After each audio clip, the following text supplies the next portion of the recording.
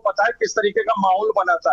तो वही यहाँ पर दोबारा से वही माहौल बनाने की कोशिश करी गई। तो यहाँ पे शासन और प्रशासन देखिए को नाजिम खान जी, बात सबको सुनिए। शांति से काम लेना चाहिए और जो दोषी हैं उनको सजा मिले, आरोपी जल्द से जल्द पकड़े जाएं। अब ये ना हो कि भाई वार पलटवार जो है यहाँ पर देखने को मिले, उससे कोई लाभ नहीं होता है। और ज्यादातर ये युवा ही होते हैं जिन पर मुकदमे लग जाते हैं और फिर उनका भविष्य चौपट हो जाता है। सियासतदानों का कुछ नहीं जाता है। एचएस रावत जी। देखिए आस्था जी, मैं नाजिम खान जी को फिर कहना चाहता हूं और सरकार को भी कहना चाहता हूं, जब तक आप संसद के अंदर ये वर्से पैक्ट 91 का नहीं हटाएंगे, जब तक ये कहीं ना कहीं आग सुलगती रहेगी।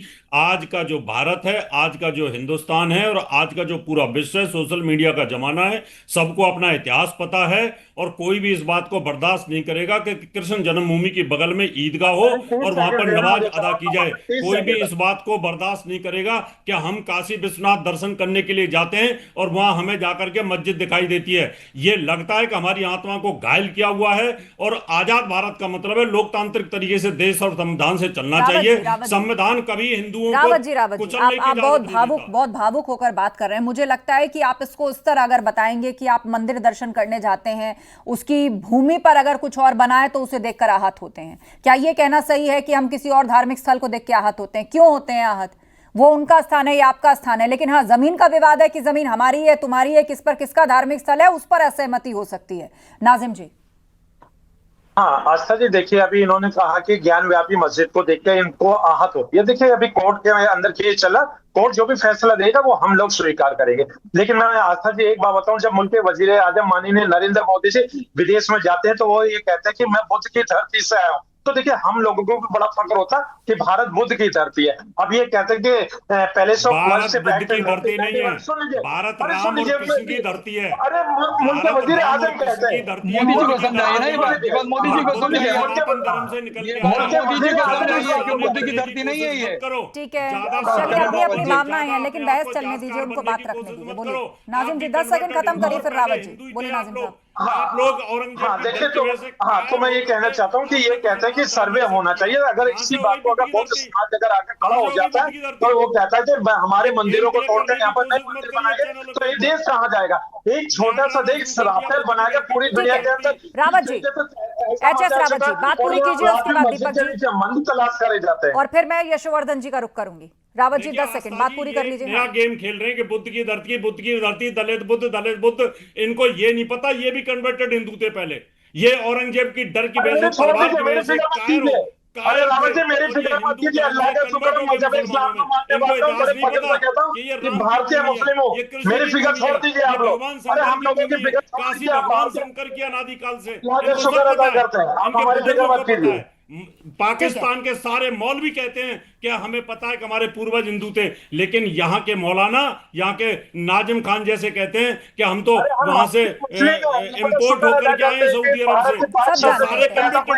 सारे सब जानते हैं, लेकिन हम फिलहाल वर्तमान में हैं और शांति बनी रहे, शांति बनी रहे। ये चीज और ये इस तरह की जो लड़ाई है या इस तरह का जो क्लेम है वो किसी हिंसक झड़प का रूप ना ले ले। संजय चौधरी जी हमें ज्वाइन कर चुके हैं, बीजेपी प्रवक्ता। लेकिन उससे पहले एक कमेंट, यशोवर्धन आजाद जी हमारे साथ हैं, पूर्व आईपीएस अधिकारी। सर ये आपसे समझना चाहेंगे कि अब इस मामले में, अब देखिए यहाँ पर एक बार तो हमने देखा कि किस तरीके से बात बहुत बढ़ गई, लेकिन फिर भी उसको संभाल लिया गया। अब यहाँ से आगे क्या एहतियात बरती जाएगी? नहीं, मैं नहीं समझता हूँ कि इस इशू को संभाल लिया गया। ये जो ऐसी गलतियां होती हैं जान के होती हैं।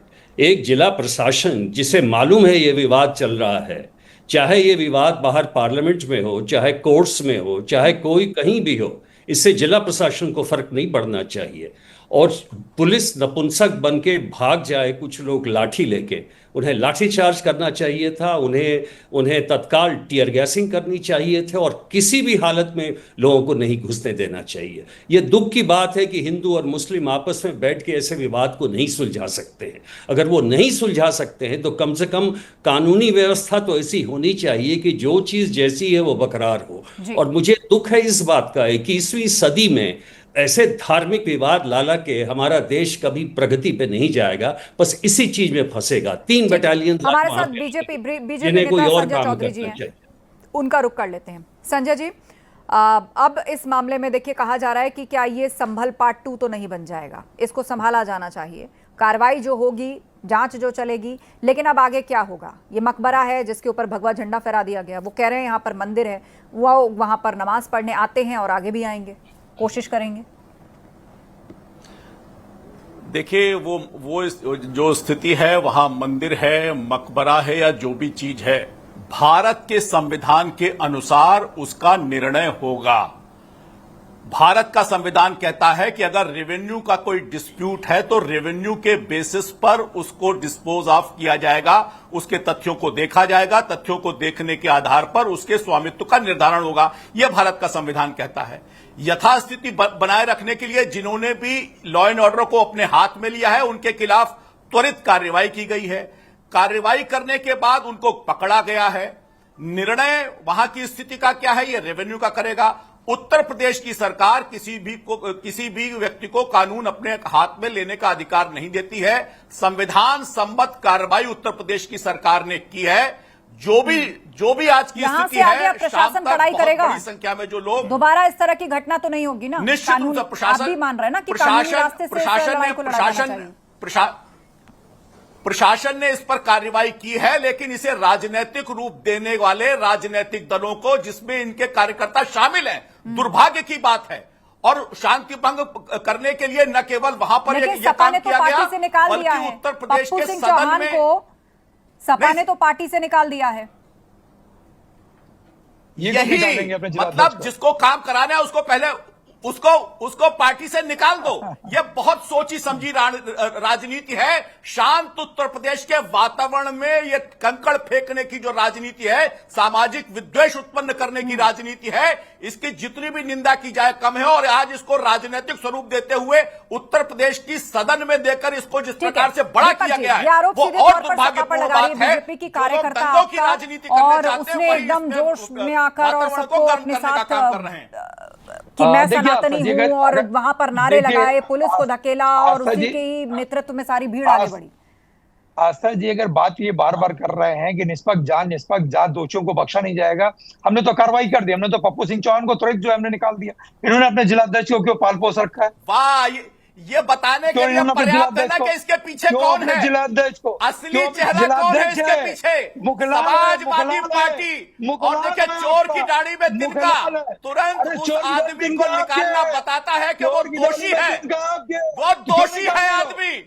और उसी समाजवादी पार्टी ने उत्तर प्रदेश की दंगे की राजनीति में आगे झोंकने के लिए कृत्य किया गया है। उत्तर प्रदेश ऐसे दंगाइयों को बख्शने वाला नहीं है। सारे के सारे दंगाई आप दोनों पप्पू सिंह चौहान से पल्ला झाड़ रहे हैं। सपा ने उसे निष्कासित कर दिया और संजय जी, अब उसे बीजेपी में तो नहीं लिया जाएगा ना?